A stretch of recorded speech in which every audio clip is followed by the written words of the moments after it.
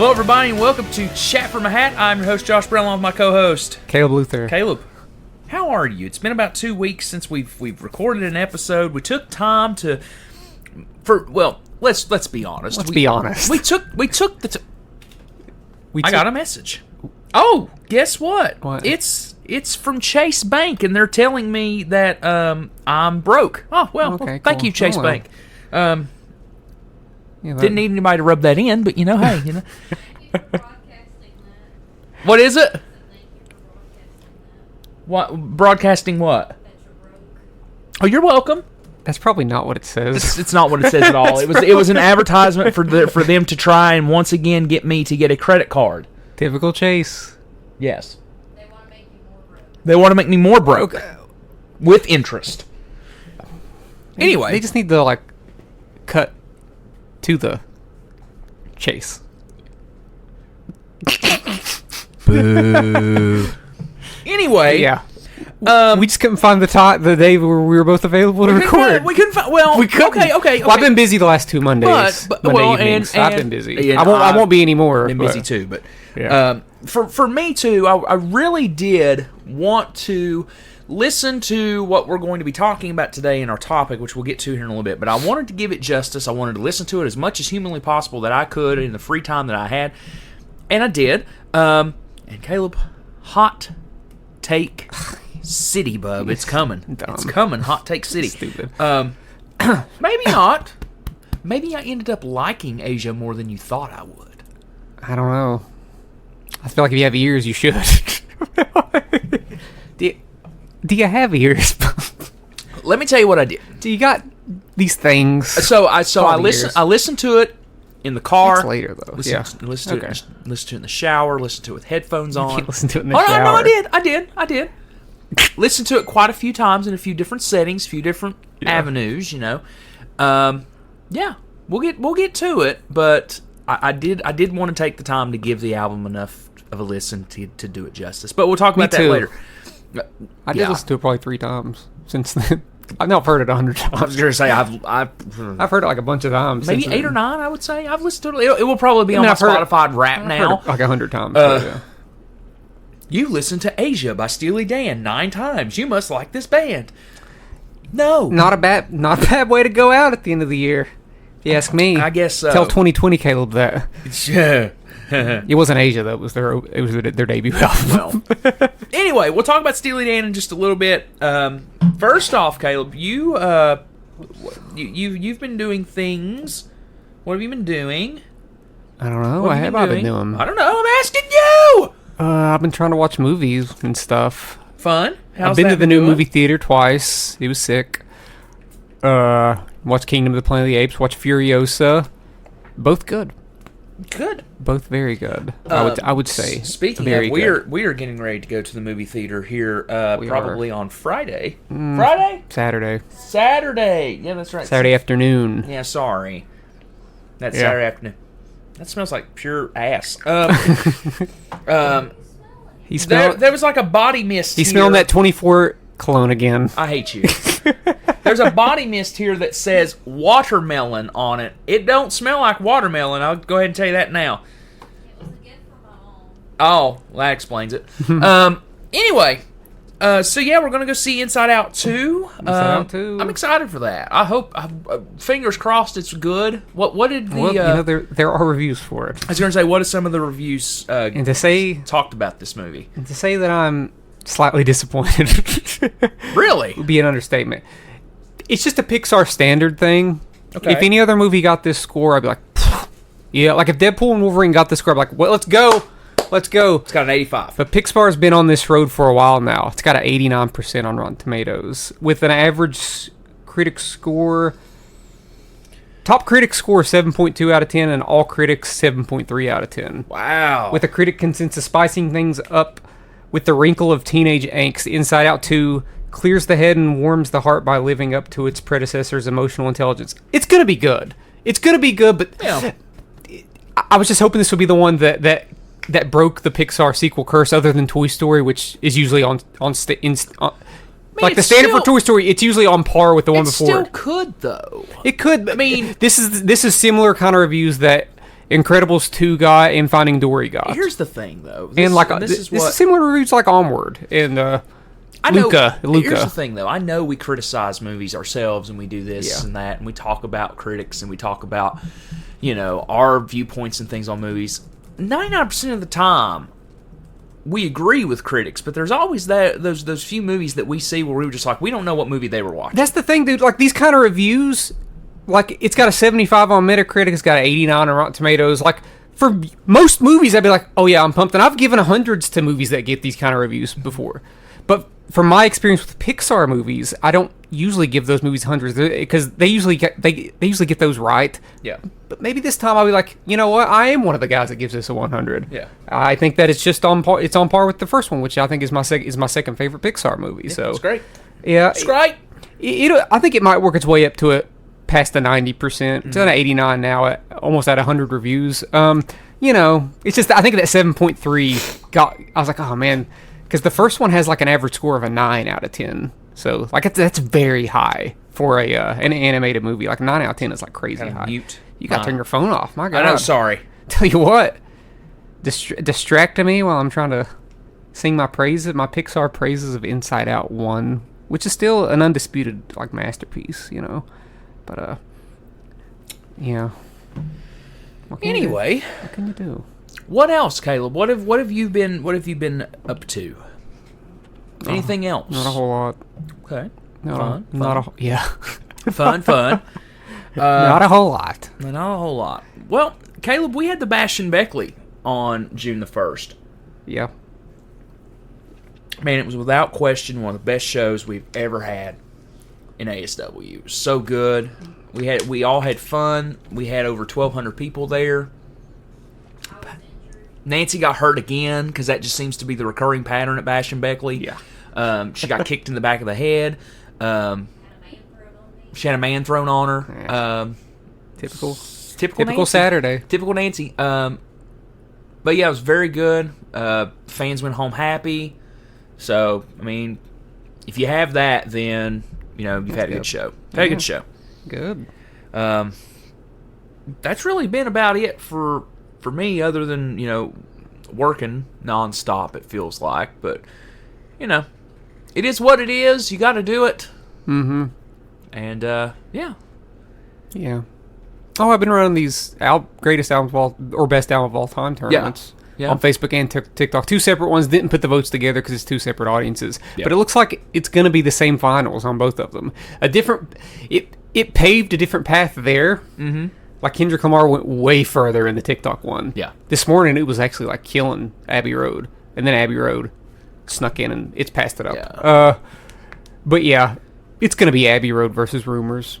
Which is what it always is. That's what it always is. It's what it always is. So, what can you do? So, well. I don't mind it. Yeah. I just would have liked a little bit of a change of pace. Well, I thought OK Computer on TikTok was gonna beat Rumors. It barely lost, but that's what the people want. They're very popular albums and for a good reason, I think. So they're classics.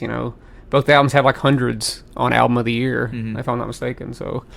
I mean, they're 2 classic albums. 2 albums that are very little to criticize about them, I think. So yeah, they're near perfect records. Yeah. Both of them. Okay, well, Caleb. I hope this recorded. Yeah, well, hope it did too. Because God knows we have that moment, and we've had those moments even today. So we're gonna take a break. We're gonna come back, and we're gonna talk about the albums. Kind of recap what we talked about with the top 20 albums of all time that we did last week, 2 weeks ago. And then we're going to talk about Steely Dan's Asia, first record of those 2020 albums. Here we go.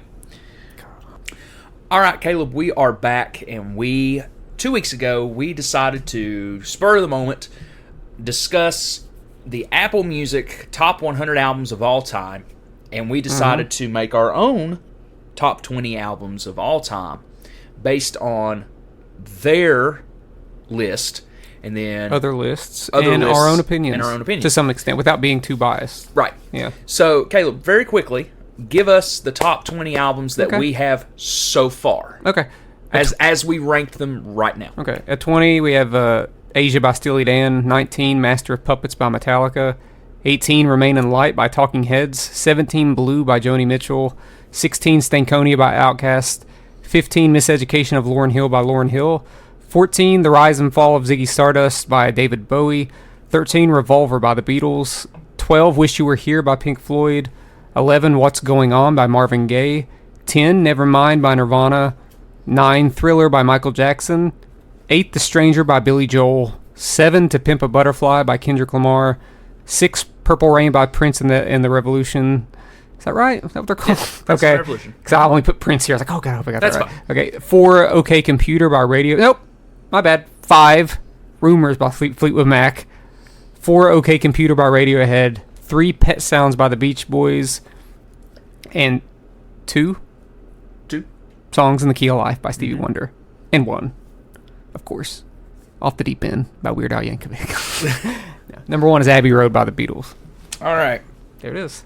So, Caleb, that's That's- our top are 20 as it sits right now. Yep, those are... Yep. There So- they are.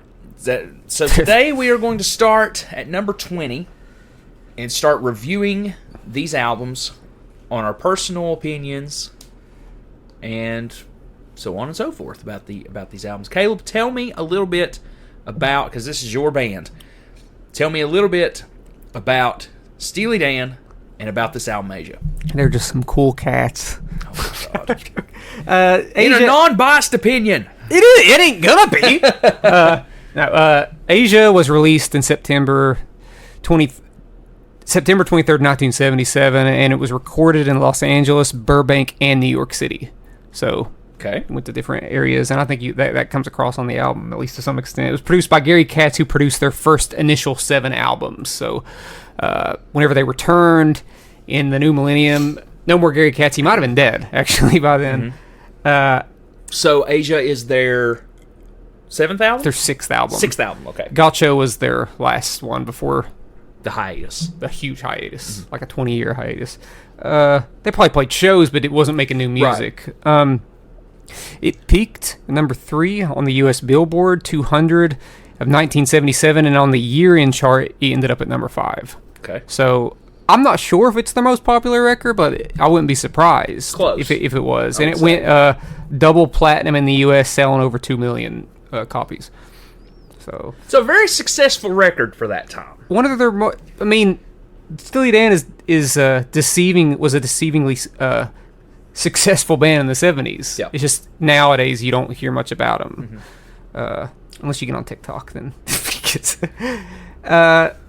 what else do you want me to say? More background about the album and stuff like that. You can talk about the background of the album, or we can go track by track, and you can talk about the tracks as we go. I got and then more give you some background in the tracks. I got more background about the album before we get to the background of the Gotcha. tracks. Okay, go ahead.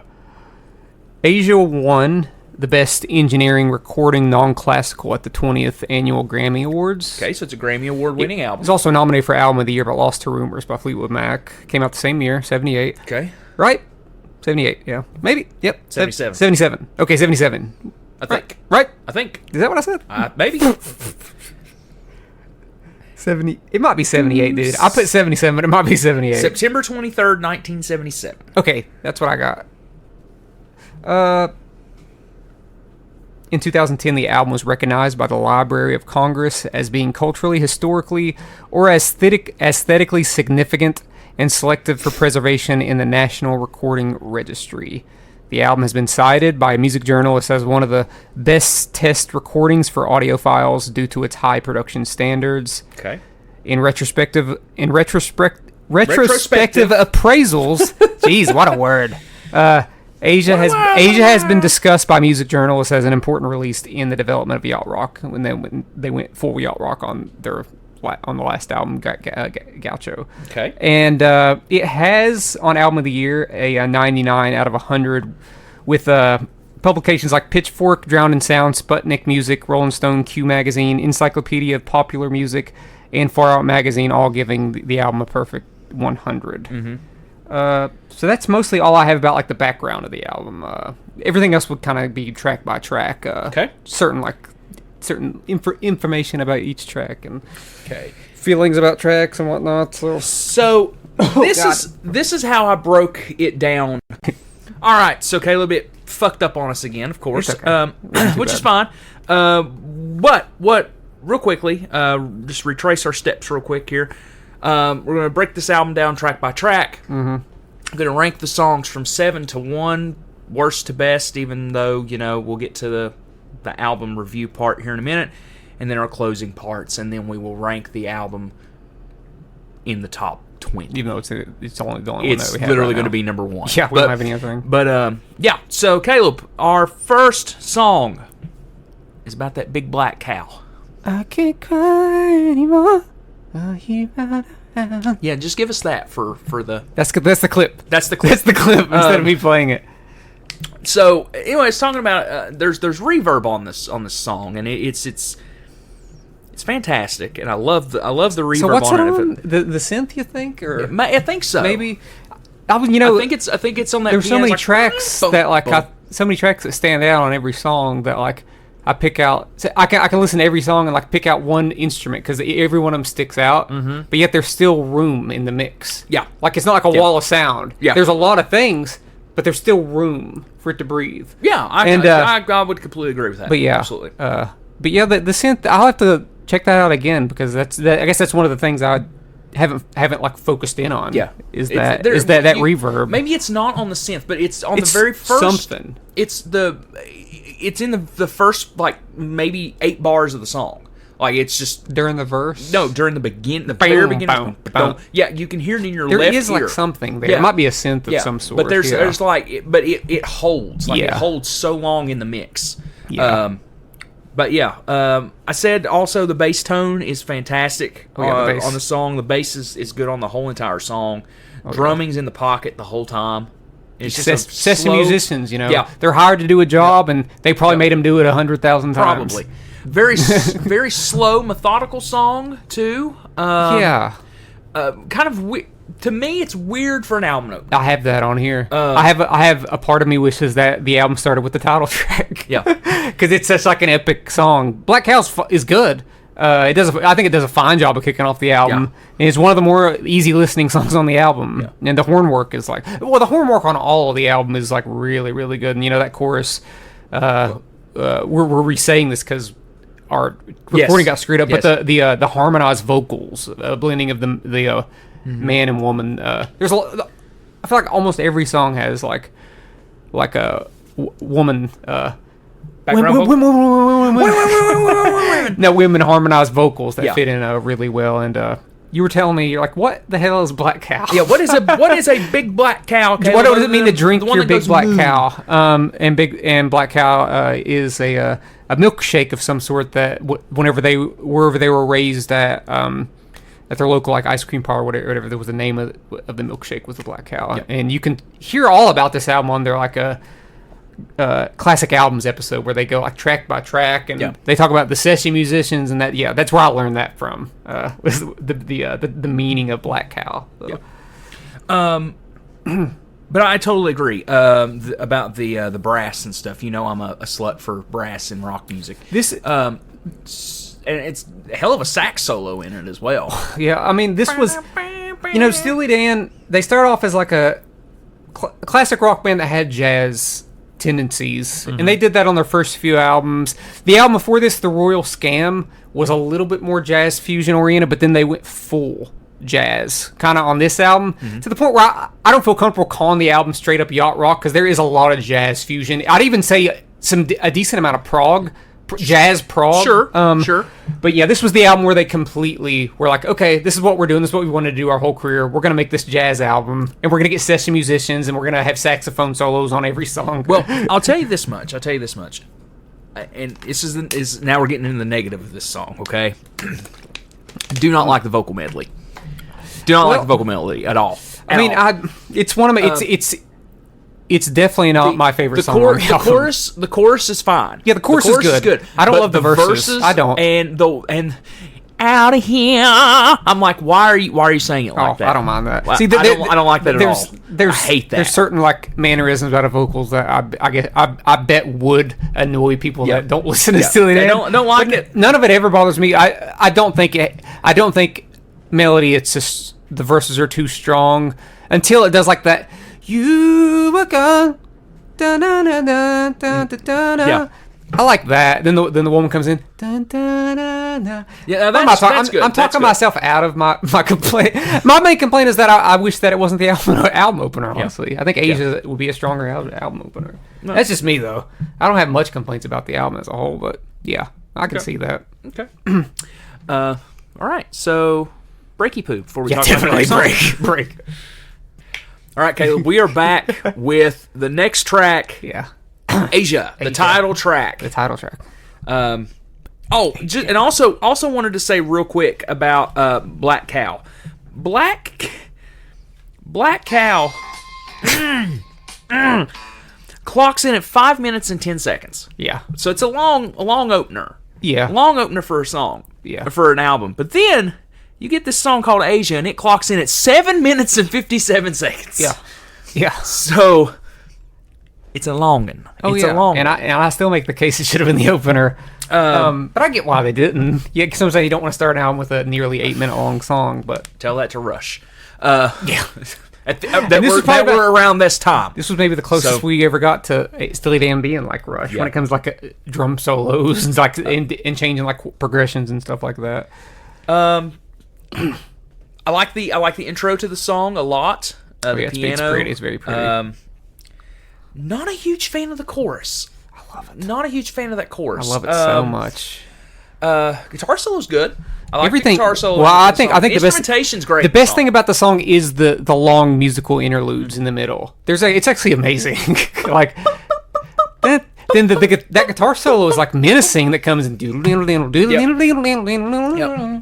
Yeah, and I do really like the I don't know what that is. It sounds like a xylophone. I something don't know like what it that. is. Yeah, no, I love that too. Or, That's why Membra. Is Maybe, that what something like that. Something like that. Yeah. that's why I put this song on our summer playlist. It just Yeah. especially that musical interlude definitely gives off summer vibes. Yeah. And Steve Gadd performed the drums on this track, and honestly, it has one of my favorite drum solos. I think it's the only Steely Dan song with a drum solo, and it for me that nearly 8 minutes. I mean, I'm engaged. Just because the music is so intricate Yeah. and it sounds so good. It has a fantastic blend of jazz, fusion, and progressive rock, making for, I think, one of their more ambitious songs that they ever did. I don't know. It takes the listener through those jazzy, majestic chord changes, then hits you with those. To me, the memorable choruses. You don't love them choruses, but I do like the choruses. I don't know. No, you don't have the women's harmonies in there, but there still is harmonies, and There's also another sax solo. So listen, there's probably one on every song. I mean, yeah, the musical interlude performed halfway. I mean, the second half is extremely innovative, and yeah, apparently the Steve Gadd got that drum solo in 2 takes, which is uncommon for. I was looking at some of the solo takes they did. They brought in like 20 different musicians to get some solos on this album because they couldn't find the right take. Well, so they'd have musicians improvise, yeah. and then they'd make them perform it 18 times over again to be like, okay, get it down right. Yeah. And but that's cool that it took him only 2 tries to get that. I think it's a very like a sick drum solo. It's super good. Something that you don't expect out of a Steely Dan song. Right. I love the song. This is my favorite song on the. No, I don't want to show my head. You almost showed your hand. It might not be my favorite You song. almost showed your Because hand. I was listening to another song the other day. I was like, man, yeah, these cats are cooking. These cats. All right. So yeah, I don't know. I love that one. Love it. And you don't, is what you're saying? You saying you don't love the song? Buddy. I'm not going to show my hand. It's better than Black Cow. Not going to show my hand. It's better if you have Black Cow above it. Oh my god. All right. Caleb, just for the record, before we start talking about Deacon Blues, Nancy wants you to know that she didn't do a damn thing. Yeah, it wasn't her fault that the It wasn't her fault that the recordings got messed the up. recording fucked up again.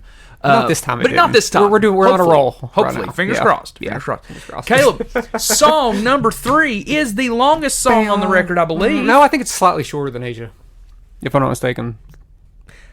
You are right by Yeah. 20 seconds. Yeah, it's slightly shorter. Yeah, Ooh. yeah. And it is a song called Deacon Blues, which arguably, well, not arguably, it is. It's probably the first Steely Dan song I ever heard. Maybe. Nathan played this song That's for me in the possible. car. Yeah. When we were on a trip going somewhere. I don't remember what it was. Caleb, here's where the album starts to go No, for me. dude, that's crazy. Here's as hell. why. You're crazy as hell. Here's why. I'm just Boo this man. I'm kidding. Okay. Alabama, the Crimson Tide is a stupid fucking line. That's the name of the... They call Alabama the Crimson Yeah, I know. Tide. It's a stupid fucking lyric. Oh, my God. It is a stupid lyric. For the rest of the song, it's a stupid lyric. No, because It is. That's why they call the Deacon Blue... They call Alabama the Crimson Tide. Call me Deacon Blues. It's a stupid fucking lyric. Okay, whatever. This man... Folks... It is a stupid This guy fucking is lyric. this guy's on one. No. Today. No. He's on But I like one. everything else about the song. You know what? Discredited. I don't want you to like anything about the song now. Sorry. Okay, whatever. Moving on. No, I'm joking. Let's talk about the song. I think it's one of the more sincere and emotional sounding Steely Dan songs. Sure. I mean, it's got a very good... Even though it's a smooth jazz tune. Well, lyrically, from a lyrical standpoint... It feels a little bit more personal. Yeah, it is a personal song. I still think they call Alabama the Crimson Tide is a dumb fucking lyric. It doesn't bother me. It never has. I just think it's stupid. There's so many other things that you could have said. They're from Alabama. They're Good not. for them. They're not. They're from New York. You're gonna say, They're from are New you York. sure? No, they're not. Are you sure? No, they're not. Brass in the song once again, very good. Oh, dude. The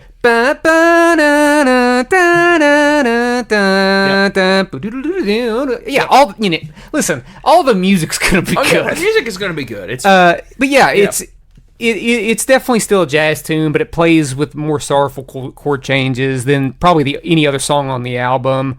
According to the lead singer Donald Fagen, the song is somewhat autobiographical in that it reflected the dreams that him and his band partner Walter Becker had about becoming jazz musicians while living in the suburbs. So it does feel a little bit more relatable. A lot of their songs tell stories that have absolutely nothing to do with them, about like meth houses like being busted and blowing up, and not on this album like that. that's on Groucho. That's the No, next that's on the Royal Scam. That's Kid Charlemagne. Okay. But yeah, this one does feel a little bit more personal towards them, and that's something you don't see necessarily in a lot of Steely Dan songs. They're usually storytellers with like a lot of like cynicism and not a lot of seriousness within their lyrics, except for the Alabama the Crimson Tide line, I guess. No, but the music is awesome. Terrible. I love this song. This is one I was listening to the other day. I was like, man, it's like I don't care if this song is over 7 minutes long. It's so smooth that I'm just like, I don't care.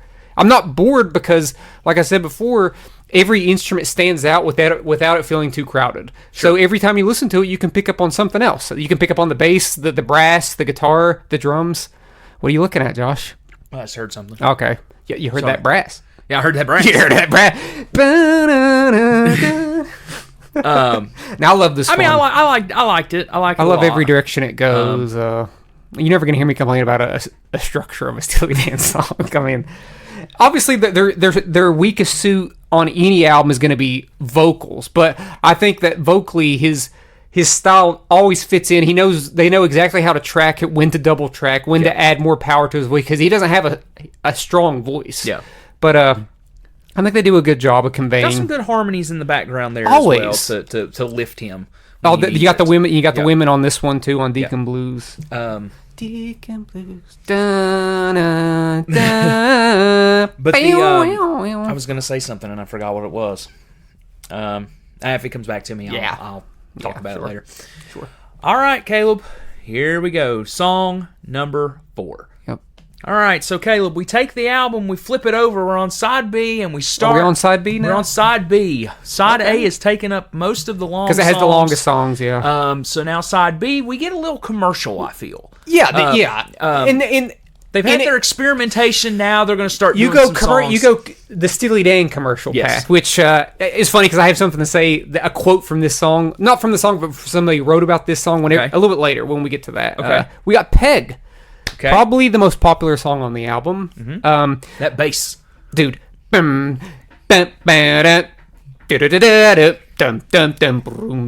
Yep.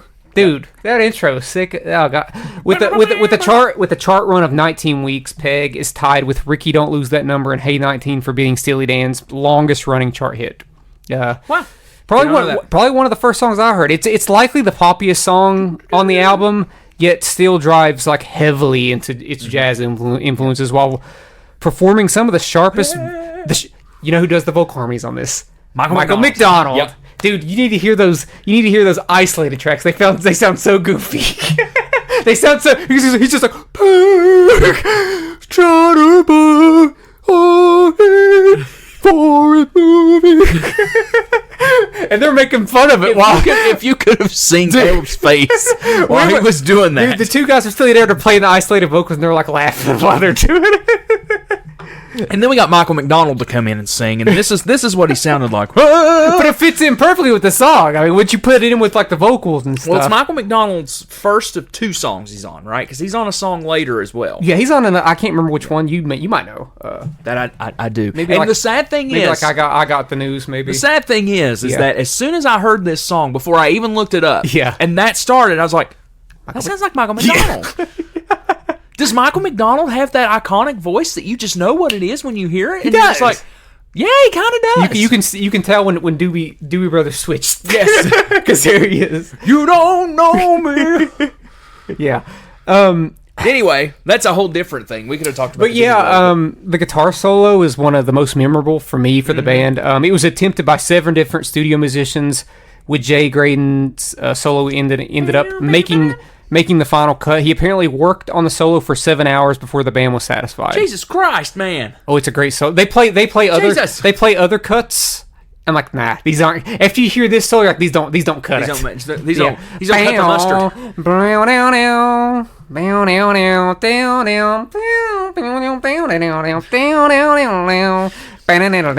This is how we get around copyrights, folks. I just mouth things. But yeah, obviously Michael McDonald provided the backing vocals for the chorus. I got down here, bass is funky. Actually, I put the period bass period funky period. That's what I put.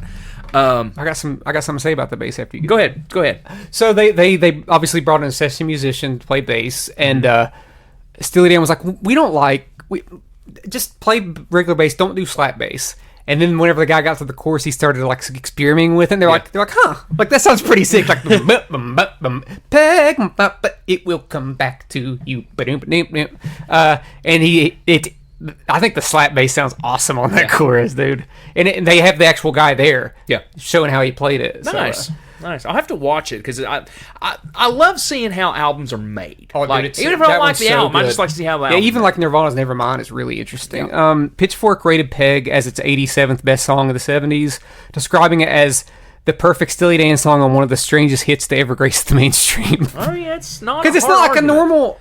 Like, I know the 70s in general wasn't a normal decade, but it's not a normal song you'd hear on the radio. That intro, it just... Whenever the intro like that comes in, if you heard that on the radio today from a new artist, you'd be like, what on earth is what are this? you doing? Just stop. It's crazy. Just Every instrument literally standing out at one time. Yeah. It's crazy. Yeah. No, I love this song. This is such a good song. The song is 3 minutes and 57 seconds. So it's a very big departure from what we've had the first 3 songs. Yeah. But it does everything it needs to do in that 3 minutes. I think if we're gonna call it a pop song, even though it's more a jazz pop song, I think it's a perfect jazz pop song. Yep. Without being too experimental. Yep. But the musicianship is flawless. Flawless. All right, Caleb. The next song is a song Home at last. Listen,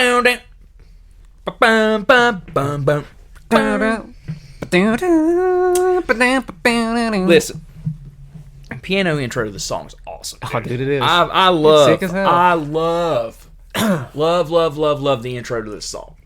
I don't know why. It reminds me of a Ben Folds intro. Yeah, like, I think can see Ben that. listened to Steely Dan and was like, I think I'm going to put that kind That's why Ben Folds covered Berrytown. You know, we're watching Ben Folds in a couple weeks, folks, and that's why I had forgot. That's why I was looking at a set list and Berrytown was on the request when he played Berrytown at one of the shows. I was like, does he play Berrytown? Then I found this cover. I was like, oh my god, he covered Berrytown. Is that going to be on your paper airplane? Nah. I'll do a Caleb, bit. what's going to be on your paper airplane? I'll need you to make the airplane, but I'll make your airplane. I mean, it's I don't always, have to make. It's always selfless, cold, and composed. We are in the second row. I don't have to make it that far. Always selfless, cold, and composed because it looks like he's not on his regular set. Though his regular set is good. Yeah, his regular set's fine. There's only a couple songs I didn't know from his new album, but they're good songs. Yeah, they're good songs. Okay, Home at Last. Yeah, Home at Last. Piano intro sick. Yes, piano intro is sick as hell, and the groove on this song is fantastic. This is one that's overlooked because it's not one of the big singles, but I think it's starting to catch. It's getting its B-side. It was a B-side to Peg, wasn't it? Maybe, yeah. Thought it was. Super smooth. Yep. Super smooth song with a mid-song musical interlude that's just full of just wonderful textures, The chorus is an earworm to me. Bow, bow, now, now. Yeah.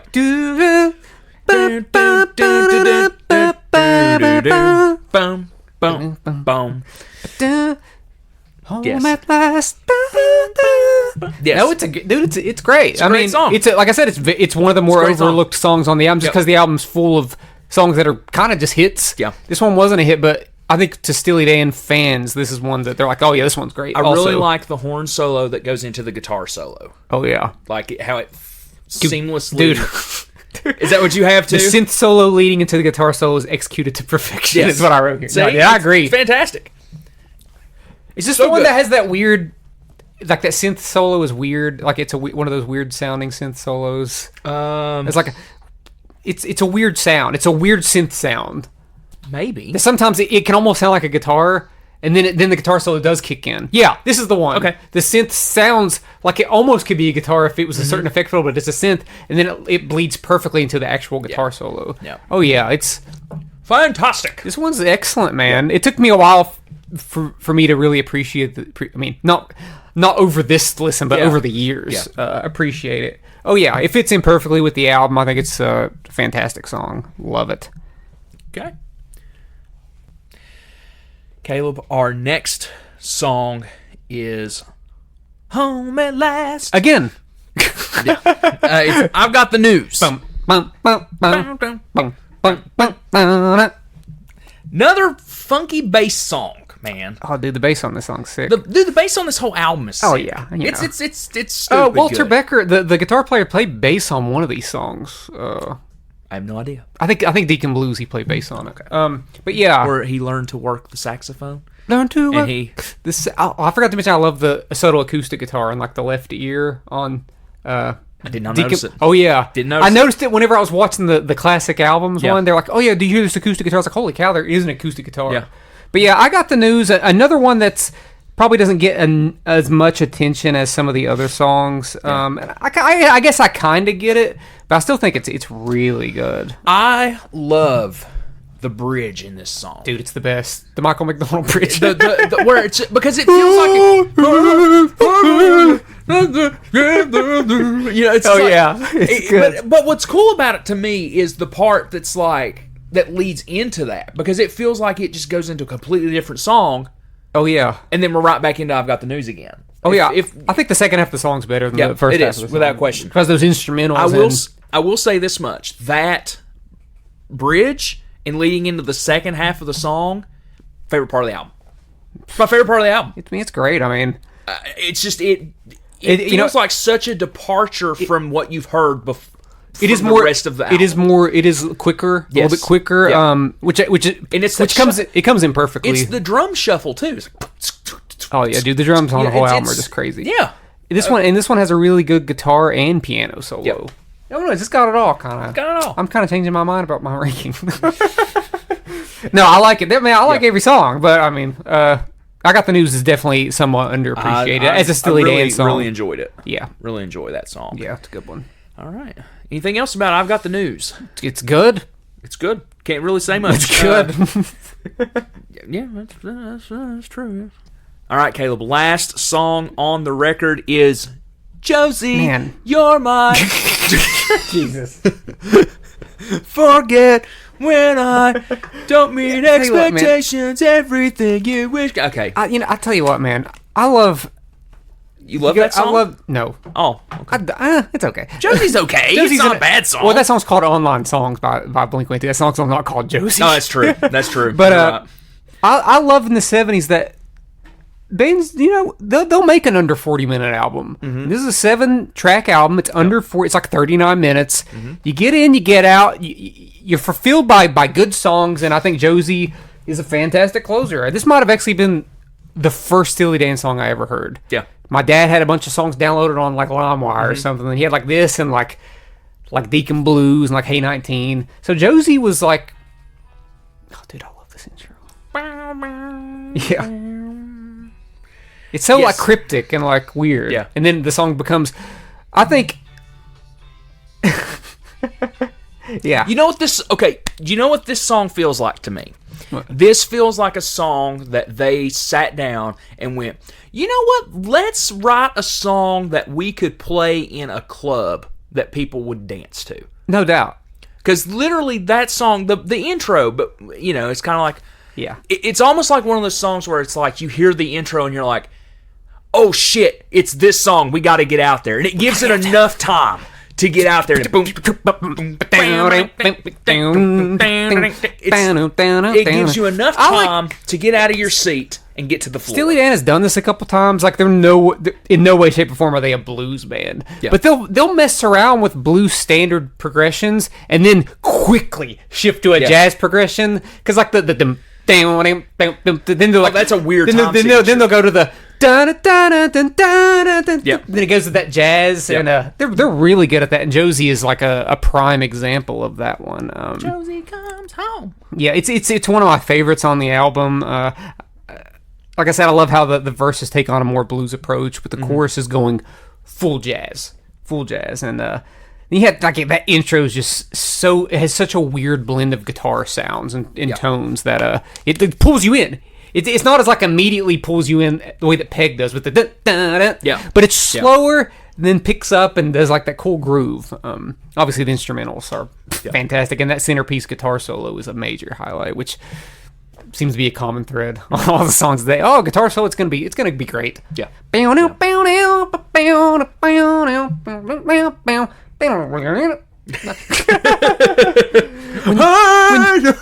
When Josie comes home so bad, she's the best friend we never had. She's the raw flame. Sing it. The ride for she prays like a woman with her eyes on fire. Back to intro. Now what should we do here? Should we go back to the chorus? No. Let's catch him back on. Let's catch him off guard. Let's catch him off guard, and then end with they're just sitting there. And then just to end, I don't know if you notice this. Every song ends with a fade out on this album. Every song. Really? Yeah. Did not notice. I don't know if that's something I have to go back and look for on all their albums. That might be something they do on every album. But it really caught my attention listening to it last week. Yeah. I was like, every song on this album fades out. But I don't know any other way they would. Well, here's the thing. Because when it fades out, that makes it feels endless. And that's a good way that they could do an extended jam live. Well, that's what I was getting ready to say. Yeah. And that's actually what one on the closing thoughts that I had for the record. One of the things I put here is, why does Caleb like this band but not jam bands?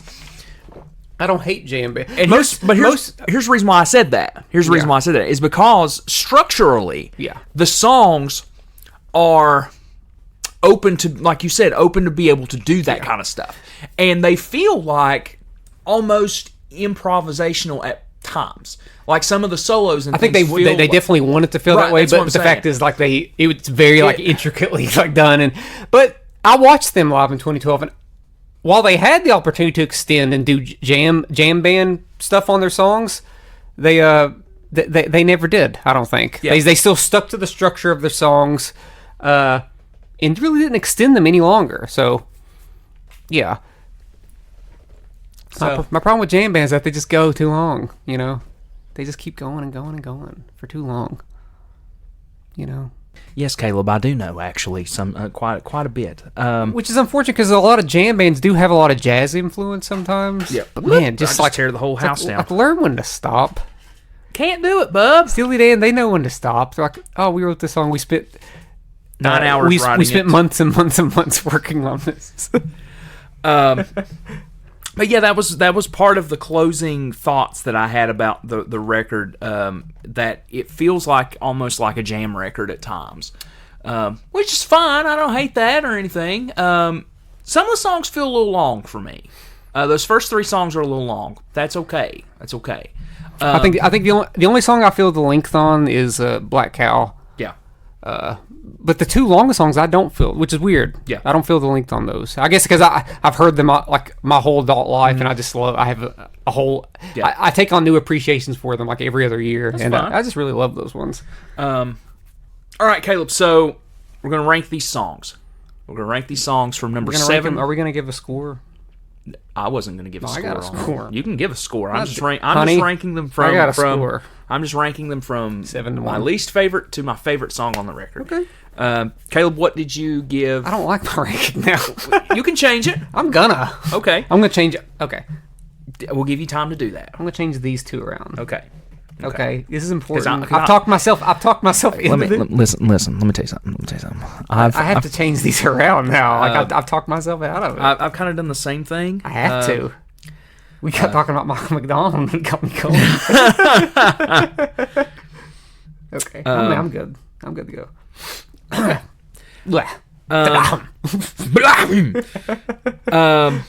What's your number 7? My number 7 is Black Cow.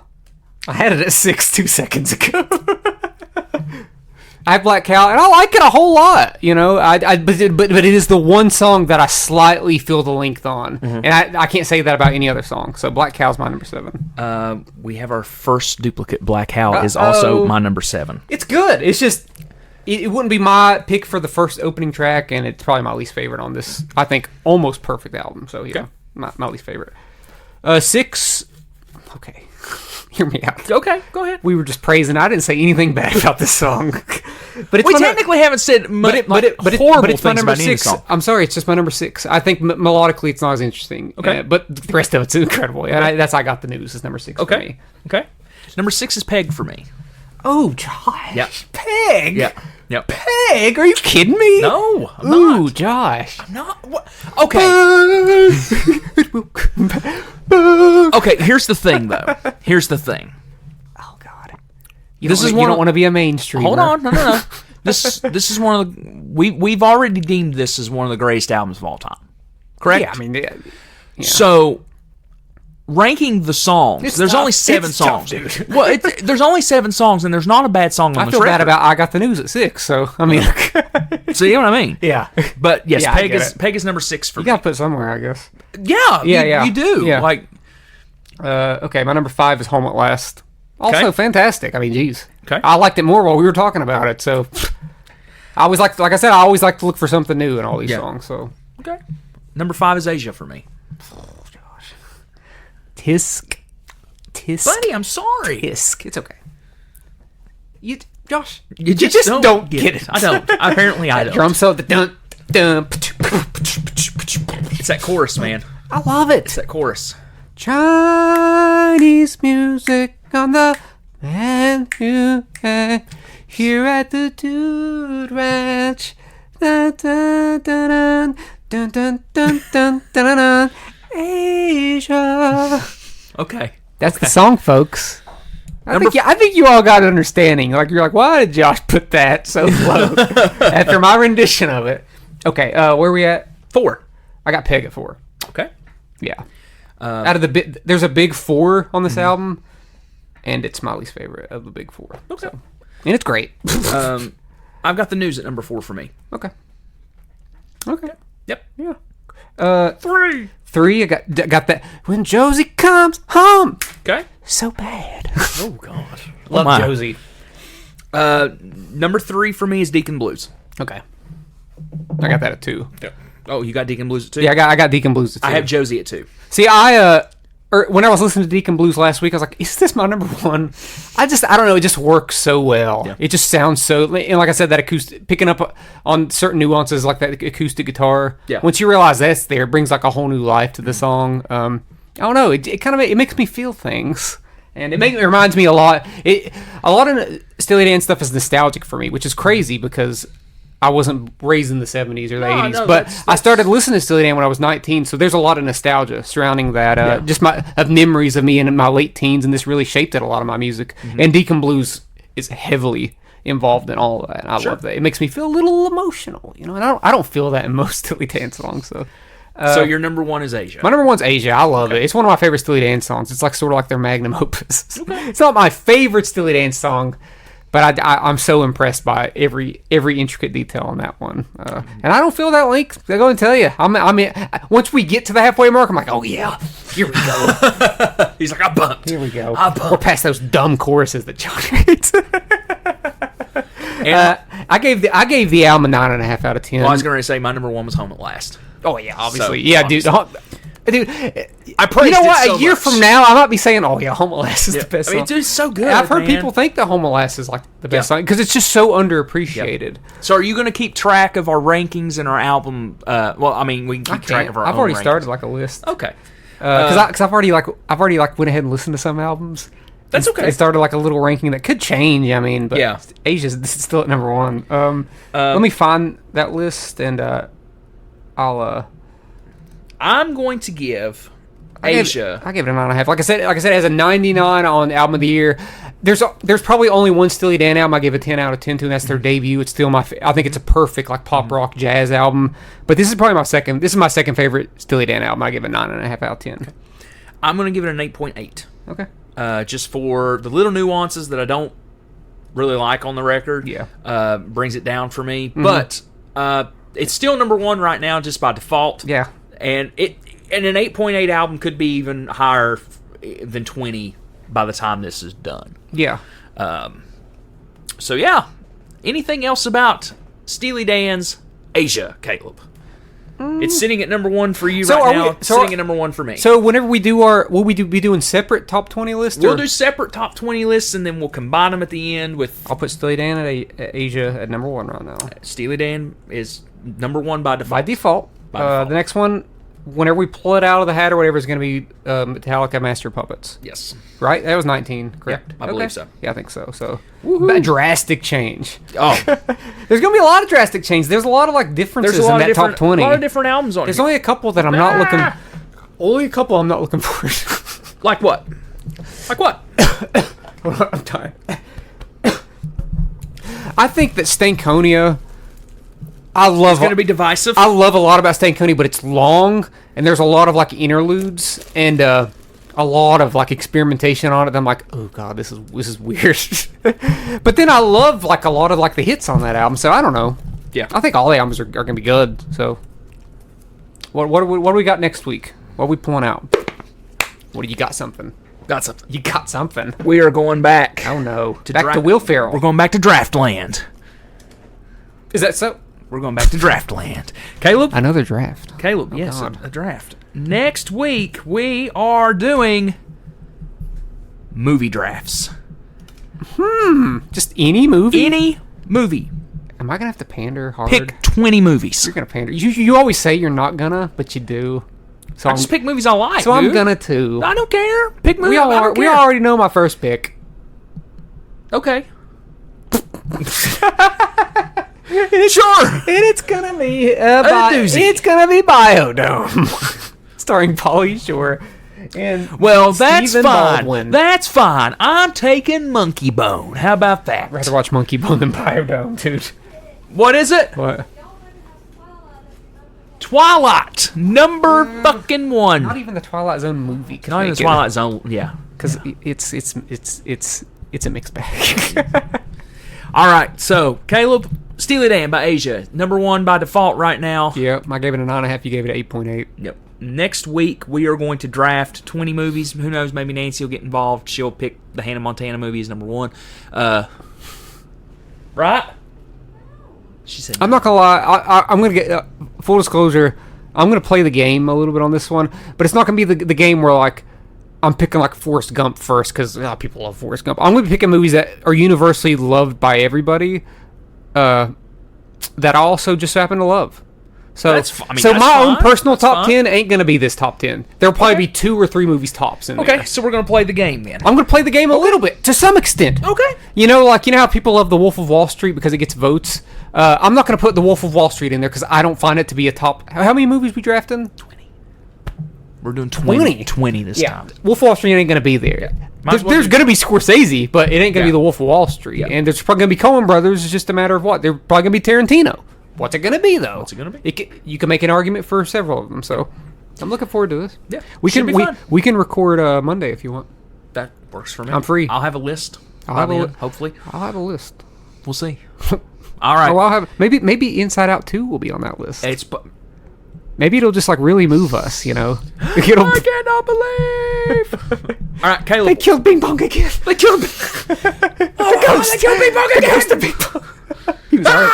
He was already kind of a ghost. Yeah, in it the kind of first was. one. Caleb, where can people find us? You can find us by typing in Chat From a Hat on Facebook, Instagram, TikTok, Twitter, and if you want to email us, you can email us at chatfromahatcast@gmail.com. Yeah, be sure to send us everything. What do you think of Steely Dan's Asia? Have you listened to it? Like, have you actually listened Have to you it? actually listened to it? Have you actually listened to it? Because it's an all-time Have you great. listened to it, Casey King? Have you listened to it? I mean everybody. You know, everybody. Yeah. Okay. So yeah, check out that album. Again, it's number one for us right now. That could change whenever we get to Maybe next week. maybe next week. So folks, we will talk to you next week, and we're going to draft some movies. Woo!